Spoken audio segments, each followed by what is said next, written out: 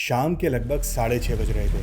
अभिषेक अपनी बाइक को पार्वती वैली के उस चेक पोस्ट पे लगाता है और एंट्री करना स्टार्ट करता है। नाम अभिषेक श्रीवास्तव, बाइक डोमिनार 400, पर्सन एक सोलो राइडर। और इतने में ही वो पुलिस वाला अभिषेक की तरफ घूरते हुए बोलता है कि बेटा, जब ट्रैवल 2 जने कर रहे हो तो एंट्री रजिस्टर में एंट्री एक बंदे की काहे कर रहे हो बे? अब पिछले कुछ घंटों में अभिषेक के साथ जो भी घटा था, उसके बाद जैसे ही उस पुलिस वाले ने ये बात बोली, अभिषेक का दिमाग सुन पड़ गया। उसने उस पुलिस वाले की तरफ घूरते हुए बोला कि अंकल, मैं तो दिल्ली से अकेला आ रहा हूँ सोलो राइड करते हुए, आपको 2 जने देख कर रहे हैं। तो वो मोहतरमा जो तुम्हारी बाइक के पीछे बैठी हुई है, वो कौन है? अब ये बात सुनते हैं अभिषेक और वो पुलिस वाला पलट के बाइक की तरफ देखते हैं, पर वहाँ कोई भी नहीं होता। अब जो भी उस वक्त उस पुलिस चेक पोस्ट पर घटित हुआ और पिछले 2 घंटे में अभिषेक के साथ जो कुछ भी हुआ, उसके बाद अभिषेक ये तो समझ जाता है कि वो आज एक बड़ी मुसीबत में है, पर तब भी वो खुद को समझाता है कि शायद ये पुलिस वाला नशे में होगा। प्रणाम दोस्तों, माफ़ी चाहूँगा, मैं पिछले कुछ समय से इस चैनल पे कोई भी वीडियो नहीं डाल पाया था। दरअसल मेरी तबीयत थोड़ी सी ख़राब हो गई थी और उसके बाद मैं कुछ अनएक्सपेक्टेड प्रॉब्लम्स में फंस गया था। बट आई विल ट्राई कि आगे से ऐसा बिल्कुल नहीं होगा और इस चैनल पे कंटिन्यूसली कंटेंट आपको मिलता रहेगा। By the way, comment section में इतना प्यार देने के लिए धन्यवाद। अब आते हैं अपनी कहानी पे वापस। इससे मॉनिटरिंग अच्छी हो जाती है। दरअसल हमारी आज की कहानी की शुरुआत होती है जून 2018 से और हमारी कहानी के आज के मुख्य किरदार अभिषेक श्रीवास्तव, जो कि दिल्ली में एज अ सेल्स एग्जीक्यूटिव एक एमएनसी में काम करते हैं। उन्होंने मेरे साथ ये स्टोरी शेयर करी और रिक्वेस्ट करी कि उनकी आइडेंटिटी को रिवील ना किया जाए, क्योंकि जून का महीना चल रहा था तो गर्मी भयंकर पड़ रही थी उस वक्त। और अभिषेक ने हाल ही में एक सेकंड हैंड डोमिनार 400 खरीदी थी और वो प्लान कर रहे थे कि आने वाले वीकेंड पर वो एक सोलो राइड करेंगे। जगह उन्होंने चुनी थी पार्वती वैली।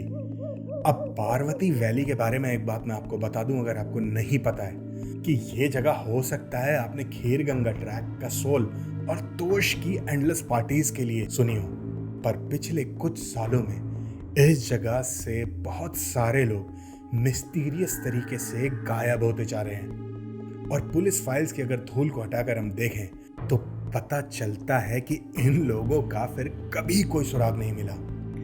और शायद इसी वजह से इस जगह का नाम पड़ गया है हिमाचल का बर्म्यूडा ट्रायंगल, क्योंकि यहाँ पे जो एक बार खो गया, चांसेस बहुत ज़्यादा हैं कि वो फिर कभी नहीं मिलता। और शायद उस रात इस लिस्ट में अभिषेक का नाम भी शुमार हो जाता, अगर वो अनजाने में एक चीज़ ना करते, जो कि हम इस कहानी में आगे जानने वाले हैं। अब अगर आप सेल्स की जॉब से हल्का सा भी वाकिफ़ हैं तो आपको ये बात का अंदाज़ा होगा कि ये जॉब मेंटली और फिज़िकली कितनी ज़्यादा टेस्टिंग होती है। देसी भाषा में कहते हैं कि इंसान का तेल निकल जाता है इस जॉब में। और ठीक उसी मानसिक परिस्थिति से अभिषेक उस वक्त गुजर रहे थे। तो एक दिन वो अपने ऑफिस से फ्राइडे और मंडे की छुट्टी लेते हैं और 4 दिन के लिए निकल जाते हैं इस सोलो राइड पे। और पूरा दिन भीषण गर्मी में राइड करने के बाद जैसे ही वो चंडीगढ़ को क्रॉस करते हैं, मौसम एकदम से बदलने लगता है। अब बात यहाँ तक आ जाती है कि मंडी क्रॉस करने के बाद तो बादल इतने घने हो जाते हैं कि ऐसा लगता है कि शाम के 5 बजे ही रात हो गई हो। और फिर शुरू होती है झमाझम बारिश। अब अभिषेक का प्लान था कि आज वो सीधा तोश जाकर रुकेंगे, पर इतनी तेज बारिश होने के बाद एक बार को उनके माइंड में आता है कि क्या उन्हें आज मंडी और भुंतर को क्रॉस करने के बाद कहीं बीच में रुक जाना चाहिए। पर अभिषेक ठहरे हमारे दिल्ली के लौंडे, उन्होंने सोचा आज थोड़ा बहुत मैं भीग भी जाऊंगा तो कोई गल थोड़ी जाऊंगा। अब चाहे मैं रात को जब भी पहुंचूं, सीधा तोश ही जाकर रुकेंगे। और अभिषेक ने इंटरनेट पे थोड़ी बहुत रिसर्च करके एक लोकल रूट को ढूंढ निकाला था जो रोड के पैरेलल वाली हिल पे जाता था। और इस रोड पे टूरिस्ट की आवाजाही लगभग ना के बराबर होती थी। और शायद यही अभिषेक की सबसे बड़ी गलती होने वाली थी आज शाम। अभिषेक बहुत ज़्यादा थक चुके होते हैं और वो सोचते हैं अब आगे जो भी ढाबा आएगा वहाँ पे वो थोड़ी देर रुकेंगे और रेस्ट करके चाय वाय पी के आगे चलेंगे। अब जैसे ही वो भुंतर से कसौल की रोड के लिए मुड़ते हैं तो उन्हें रोड साइड पे एक बहुत ही मिनिमलिस्टिक सा ढाबा दिखाई देता है जिसकी छत सिर्फ टीन से बनी हुई थी। अब अभिषेक अपनी बाइक को वहाँ पे साइड पे लगाते हैं और एक चाय ऑर्डर करके पास ही में जल रही आग के पास बैठकर अपनी बॉडी को सुखाने लगते हैं। बारिश अभी भी हल्की हल्की पड़ रही थी तो टीन पे गिरने वाली टप टप की आवाज़ उस एनवायरनमेंट में एक अजीब सा माहौल क्रिएट कर रही थी। अब आग सेकते हुए अभिषेक नोट करते हैं कि एक बुजुर्ग इंसान बहुत ही वियर्ड तरीके से पहले उनकी बाइक की तरफ देखता, फिर उस अंधेरे रास्ते की तरफ देखता और कुछ देर बाद वो उठ के अभिषेक के पास आता है और अभिषेक से पूछता है, कहाँ जा रहे हो बेटा? अंकल मैं तोश की तरफ जा रहा हूँ। इतनी रात को? हाँ अंकल। क्यों, कोई प्रॉब्लम है क्या? तो तुमने मेन रोड क्यों नहीं लिया वहाँ जाने के लिए? अंकल मेरा ना मन था कि मैं एक थोड़ा आइसोलेटेड रूट को लूँ इस रूट पर जाते समय। अभिषेक ने जवाब दिया। तो बेटा तुम एक काम करो, 12 किलोमीटर पीछे चले जाओ और एक शर्मा होम स्टे के नाम से तुम्हें गेस्ट हाउस मिलेगा। आज वहाँ ठहर जाओ, मौसम भी अच्छा नहीं है। कल सुबह निकलना ना आराम से वादियों को एक्सप्लोर करते हुए। अंकल 32 किलोमीटर का ही तो डिस्टेंस है। अब आज रात को बीच में रुकने का क्या फ़ायदा? पहुँच जाऊँगा देर सवेर। बेटा सुनो, हम लोकल्स भी ना इस रूट पे रात को चलना अवॉइड करते हैं, तो मान जाओ बात और रुक जाओ। अब अभिषेक उस बुजुर्ग की बात को नज़रअंदाज कर देता है और वो बुजुर्ग समझ जाता है कि ये लड़का बात नहीं मानने वाला, पर वो इतना कहकर वहाँ से चला जाता है अपनी टेबल की तरफ कि बेटा रास्ता थोड़ा ख़राब है और बारिश भी हो रही है। बाकी अगर तुम जा ही रहे हो तो बस एक बात का ध्यान रखना कि यहाँ से और तोश के बीच में कहीं बीच में रुकना मत, क्योंकि जंगली जानवरों का भी थोड़ा सा खतरा है और कुछ अजीब सी चीज़ें भी हो जाती हैं कई बार ऐसे रास्तों पर। उस बुजुर्ग ने अभिषेक को बोला। हाँ हाँ कल मैं हर चीज़ का ध्यान रखूँगा और सीधा तो जाकर ही रुकूँगा। अब ये कहते हुए अभिषेक ने अपना हेलमेट पहना और वहाँ से निकल गया। अब दोस्तों क्योंकि मैं भी एक सोलो ट्रैवलर हूँ तो हिमाचल, लद्दाख और उत्तराखंड के ऑलमोस्ट सारे रूट को मैंने एक्सप्लोर किया है अच्छे से। और अपने ट्रैवल्स के दौरान मैं लोकल से बहुत ज़्यादा इंटरेक्ट करने की कोशिश करता हूँ। यहाँ के लोकल्स मानते हैं कि इस रीजन के हर गांव का एक देवता होता है और वो हर मुश्किल और नेगेटिव एनर्जी से अपने गांव के लोगों को प्रोटेक्ट करता है। और वो लोग मानते हैं कि शाम होने के बाद इन इलाकों में नेगेटिव एनर्जीज एक्टिव हो जाती हैं और ठीक इसी वजह से यहाँ के लोकल्स भी इन रूट्स पे रात को ट्रैवल करने में थोड़ा सा हिचकिचाते हैं। अब अभिषेक अपनी बाइक को उस एक्सट्रीमली आइसोलेटेड रोड की तरफ मोड़ देता है और अपनी जर्नी को कंटिन्यू करता है और वो करीब 5 ही किलोमीटर चला होता है। अभिषेक देखता है कि उसकी बाइक से 150 मीटर करीब दूर कोई रोड पे खड़ा है। अब बारिश इस वक्त तक भी धीरे धीरे हो रही थी और जैसे जैसे अभिषेक उस चीज़ के पास पहुंचता है वो देखता है कि रोड के किनारे एक बहुत ही वियर्ड सी औरत खड़ी हुई थी। अभिषेक नोट करता है कि उस जगह पर आसपास में कोई भी गांव या कोई घर तक नहीं था। तो रात के इस वक्त वो औरत इस वक्त यहाँ कर क्या रही थी? और वो बहुत ही वियर्ड तरीके से अपनी गर्दन को नीचे करके बस खड़ी हुई थी एक पत्थर की मूर्ति की तरह। और फिर अभिषेक नोट करता है कि हालांकि वहां पे उस रीजन में पिछले काफी देर से बारिश हो रही थी, बूंद का एक कतरा भी उसके कपड़ों पर नहीं था। उसको क्रॉस करते समय अभिषेक को एक ऐसी नेगेटिविटी का आभास होता है कि वो कभी जिंदगी में खुश ही नहीं रह पाएगा और वो वहां से सीधा निकल जाता है। और यहाँ से शुरुआत होती है अभिषेक के साथ घटने वाली आज की बहुत ही ज्यादा खौफनाक किस्से की। हालांकि वहां पे उस रोड पे थोड़ा थोड़ा कीचड़ था, पर तब भी अभिषेक अपनी बाइक की स्पीड को थोड़ा सा बढ़ा लेता है और ना चाहते हुए भी जब वो रियर व्यू मिरर में देखता है तो उसे दिखता है कि अब वो औरत उसकी तरफ पलट चुकी होती है और उसका वो फेस उसकी बाइक को जाते हुए देख रहा था। पर अक्सर हमारे साथ ऐसा होता है कि जब कोई खतरनाक सिचुएशन आती है तो हम अपने आप को समझाते हैं। अभिषेक भी ठीक उस वक्त वही करने लगता है कि हो सकता है सफ़र की थकान की वजह से ऐसा हो रहा हो मेरे साथ, और वो आगे बढ़ने लगता है। पर तोष अभी भी करीब 20 किलोमीटर के आसपास था और वहां से करीब 5 किलोमीटर और चलने के बाद अभिषेक को अपने रोड साइड पे दिखता है कि करीब 200 मीटर आगे रोड के साइड पे एक पीली सी लाइट जल रही है और पास जाने पर अभिषेक को दिखता है कि वो एक पुलिस चेक पोस्ट है। अब वहां पहुंचने के बाद अभिषेक अपनी बाइक को रोड की साइड पे लगाता है और एंट्री करने के लिए उस केबिन के पास जाता है जहां पे एक पुलिस वाला बैठा हुआ था। अब दोस्तों ये वही चेक पोस्ट है जिसके बारे में हमने स्टार्टिंग में बात करी थी और अब आप समझ पा रहे होंगे कि जब उस पुलिस वाले ने बाइक के पीछे एक औरत के बैठे होने की बात करी थी तो अभिषेक इतना डर क्यों जाता है। पर एंट्री रजिस्टर में करने के बाद जब अभिषेक वहां से चलता है तो वो खुद को समझाने लगता है कि चचा लगता है पिए हुए बैठे थे, पर ठीक है, मौसम भी थोड़ा सा बढ़िया हो रहा है, अकेले बैठे हैं, 2 पैग मार भी लिए होंगे तो कौन सा गुनाह कर दिया। मैं भी होटल पहुंच के 2 पैग मारूंगा और एक मूवी देख के सोऊंगा मस्त। पर अंदर से अभिषेक को पता था कि वो एक ग्रेव डेंजर में है, क्योंकि जो होलिया पुलिस वाले ने उस औरत का बताया था और जो औरत उसे पिछले कुछ किलोमीटर पहले दिखी थी कि इम्पॉसिबल था कि दोनों का हुलिया मैच कैसे कर सकता है। पर अभिषेक खुद को जैसे तैसे समझाता हुआ आगे बढ़ रहा था। तोष अभी भी 8 किलोमीटर के आसपास था। रास्ता एकदम सुनसान और अगर रोड के सामने कोई लाइट थी तो वो थी अभिषेक की डोमिनार पर लगी हुई 2 बड़ी बड़ी HJG की वो लाइटें जो उसने इस राइड को स्टार्ट करने से पहले ही अपनी बाइक में इंस्टॉल कराई थी। साइड में घना जंगल चल रहा था और दूसरी तरफ खाई और तभी अचानक अभिषेक की नज़र एक और मुसीबत पे पड़ती है और उसको अपनी बाइक इमरजेंसी में रोकनी पड़ती है झटके से और कीचड़ में बाइक ऑलमोस्ट स्लिप होते होते जैसे तैसे रुकती है और अभिषेक को दिखता है कि रोड के साइड पे एक बड़ा सा देवदार का पेड़ पड़ा है। आगे जाने का रास्ता पूरी तरह से ब्लॉक था। अब इस वक्त अभिषेक का दिमाग सुन पड़ चुका होता है। अब सोच कर देखना दोस्तों, रात के 8 बजे हों, साइड में घना जंगल हो और ऐसे में आपको पता चले कि आगे जाने का रास्ता ब्लॉक है तो क्या हालत होगी आपकी।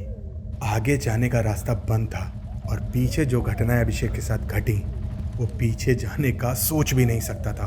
और अभिषेक ने इतने में अपने जैकेट में रखे हुए पॉलिथीन से अपना फ़ोन निकाला और देखा कि एक भी सिग्नल नहीं था फ़ोन में। तो ये कहना बिल्कुल सही रहेगा कि इस वक्त he was on his own. वो अपनी बाइक को लगाता है साइड पे और सोचने लगता है खड़े होके कि आगे करे तो करे क्या। और ऐसे घने जंगल में इतनी रात को जंगली जानवर का भी एक खतरा होता है। तो इस वक्त अभिषेक ऑलमोस्ट पैनिक की कंडीशन में था। उसे कुछ समझ नहीं आ रहा था कि वो इस वक्त करे क्या कि तभी रोड से 50 मीटर नीचे उसको एक लकड़ी की हट दिखती है जिससे हल्की हल्की रोशनी आ रही थी। अब उस रोशनी को देखकर अभिषेक थोड़ा सा खुश हो जाता है क्योंकि वो समझ जाता है कि अगर उस हट से रोशनी आ रही है तो ज़रूर उस हट के अंदर कोई ना कोई होगा ही। और वो अपना सामान बाइक पर ही छोड़कर धीरे धीरे चल के उस हट की तरफ जाने लगता है। और जैसे ही वो उस कच्चे रास्ते से होते हुए उस हट के डोर पे नॉक करता है तो पहले 1 मिनट तक कोई डोर नहीं खुलता। पर अभिषेक को पता होता है कि अंदर कोई है ज़रूर इस वक्त, क्योंकि आवाज़ें आ रही थी किसी के चलने की। तो वो दोबारा नॉक करता है और फिर डोर खुलता है और अंदर से एक बुजुर्ग महिला निकलती है, चेहरे पर काफ़ी झुर्रियाँ, और वो अभिषेक की तरफ देखते हुए बोलती हैं कि बेटा अंदर आ जाओ। मुझे सुबह से लग रहा था कि आज कोई आने वाला है। उस औरत की एक्टिविटी थोड़ी सी वियर्ड थी, पर अभिषेक के पास उसकी बात मानने के अलावा कोई रास्ता नहीं था। तो वो अपना एक बैग लेकर अंदर चला जाता है। फिर वो औरत बाल्टी में थोड़ा सा गर्म पानी लेकर आती हैं और अभिषेक को दे देती हैं। थक गए होगे, मुंह हाथ धो लो और फिर आराम करो। और अभिषेक उस पानी को लेकर बाथरूम में चला जाता है और वो उस पुराने से बाथरूम की वॉश बेसिन पर खड़े होकर मग्गे से जैसे ही पानी अपने चेहरे पर डालता है कि रियर व्यू मिरर में उसे 1 सेकंड के लिए दिखता है कि पीछे वही औरत खड़ी है जो उसे रोड की साइड पर दिखी थी। अब उस मंजर को देखकर अभिषेक की सांसें फूल जाती हैं। वो ऑलमोस्ट पैनिक होकर पीछे की तरफ मुड़ता है, पर वहां कोई नहीं था। अब उसके बाद अभिषेक की हिम्मत नहीं होती उस मिरर में दोबारा देखने की, और वो मग्गा वहीं फेंक कर पानी में सीधा अपने कमरे के अंदर चला जाता है। अभिषेक की सांसें फूल रही थी डर के मारे इस वक्त, और उसको समझ नहीं आ रहा था कि वो करे तो करे क्या। वो जानता था कि आज वो बुरा फंस चुका है और कोई तो नेगेटिव एनर्जी है जो उसे चेज कर रही है आज। और इतने में ही अभिषेक का डोर नॉक होता है। अभिषेक जैसे तैसे हिम्मत जुटा के डोर को खोलता है और वो पाता है कि वो बूढ़ी औरत दूध का एक गिलास लेकर खड़ी होती है। वो दूध का गिलास अभिषेक के हाथ में थमा देती है कि लो बेटा, थक गए होगे, ये दूध पियो और आराम कर लो। इसको पीने के बाद आपको चैन की नींद आ जाएगी। और अभिषेक वो दूध का गिलास टेबल पे रख के अपने बेड पे बैठ जाता है, पर बहुत ज्यादा थके होने के कारण उसे एहसास ही नहीं होता कि कब में उसकी आंख लग गई और वो दूध को नहीं पी पाता। और यही वो बात है जो मैंने स्टार्टिंग में बोली थी कि अभिषेक शायद यही वो एक चीज आज करता है जो उसकी जान बचा देती है। अब अभिषेक उस हट के अंदर अपने रूम में अकेला सो रहा होता है और करीब 3 घंटे के बाद उसकी अचानक से आंख खुलती है। उसको बाहर वाले लिविंग रूम से बहुत ही वियर्ड सी आवाजें आ रही होती हैं, और जब वो गौर देता है तो वो आवाज उसी बूढ़ी औरत की थी जो इस हट में रहा करती थी। ऐसा लग रहा था कि कुछ बहुत ही वियर्ड सी आवाज में मंत्रों का सा उच्चारण हो रहा हो। और वो जैसे ही अपने डोर को हल्का सा खोल के बिना आवाज करे देखता है, और जो उसे दिखता है, अभिषेक की हालत मरने वाली हो जाती है। उस वक्त वो देखता है कि वो औरत फ्लोर पर बैठी हुई है और वो किसी तरह का रिचुअल कर रही थी। उसके सामने एक अजीब सी आर्ट बनी हुई थी और उसके अंदर एक खोपड़ी रखी हुई थी। और उससे भी डरावनी बात, उस औरत ने उस आर्ट के अंदर एक शर्ट टाइप का कुछ कपड़ा रखा हुआ था, और गौर देने पर अभिषेक को पता चलता है कि वो उसकी शर्ट थी। अभिषेक समझ जाता है कि ये औरत कोई रिचुअल कर रही है काला जादू टाइप, और वो डिसाइड करता है कि वो 1 मिनट भी इस हट में अब नहीं रुकेगा। पर अभिषेक को समझ नहीं आ रहा था कि वो वहां से निकले तो निकले कैसे। और तभी उसे ढूंढते हुए पता चलता है कि उसकी बाइक की चाबी गायब थी। उस बुढ़िया ने उसकी बाइक की चाबी छुपा दी थी कहीं, ताकि वो वहां से निकल ना पाए। पर अभिषेक ने एक और अच्छा काम किया था उस वक्त, जो कि शायद हम सभी राइडर करते हैं। उसके पास एक और बाइक की चाबी थी जो उसके टैंक बैग में रखी हुई थी। वो उस चाबी को देखता है, वहां पे चाबी रखी हुई थी। वो चाबी लेता है और पीछे की खिड़की से कूद के वहां से भागने लगता है। और बाइक में चाबी लगाने के बाद वो जैसे ही बाइक स्टार्ट करता है तो बाइक स्टार्ट हो जाती है। वो वापस मोड़ता है बाइक को और वहां से पैनिक कंडीशन में भागने लगता है। पर बाइक को चलाते हुए अभिषेक को आभास होता है कि जैसे कोई उसकी बाइक की बैक सीट पर बैठा है। वो ना चाहते हुए भी पीछे मुड़कर देखता है, पर वहाँ कोई नहीं होता। पर उसको महसूस 100% हो रहा होता है कि बाइक के पीछे कोई तो है। और जैसे ही रियर व्यू मिरर में उसकी नज़र पड़ती है, वो औरत उसके पीछे बैठी हुई थी। पर वो पैनिक नहीं करता और बाइक को चलाता रहता है, क्योंकि उसने कहीं सुना था कि इन नेगेटिव एनर्जीज को हम जितना अटेंशन देते हैं, ये उतनी ज़्यादा ताकतवर हो जाती हैं। और वो उसे इग्नोर करते हुए धीरे धीरे अपनी बाइक को चलाता रहता है आगे। और थोड़ा ही आगे जाने के बाद उसकी नज़र रोड की साइड पर बने हुए एक लोकल टेम्पल पे पड़ती है। अभिषेक अपनी बाइक से झटके से कूदता है और सीधा उस दीवार को फांद के मंदिर के अंदर कूद जाता है। और मंदिर में घुसने के बाद अभिषेक को क्लियरली एक पॉजिटिविटी का माहौल पैदा होता है और अभिषेक रात भर अपने कुल देवता को याद करता रहता है।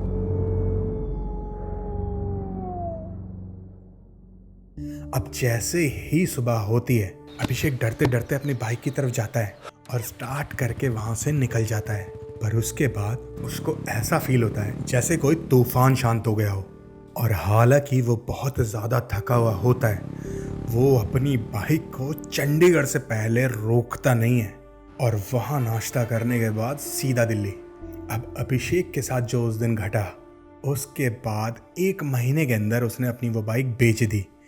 और उसके बाद आज तक कभी कोई सोलो ट्रैवल नहीं किया। इनफैक्ट अभिषेक ने बताया कि वो 1 साल तक तो पहाड़ों में ट्रैवल करने से भी डरता था। पर धीरे धीरे चीज़ें नॉर्मल होने लगीं।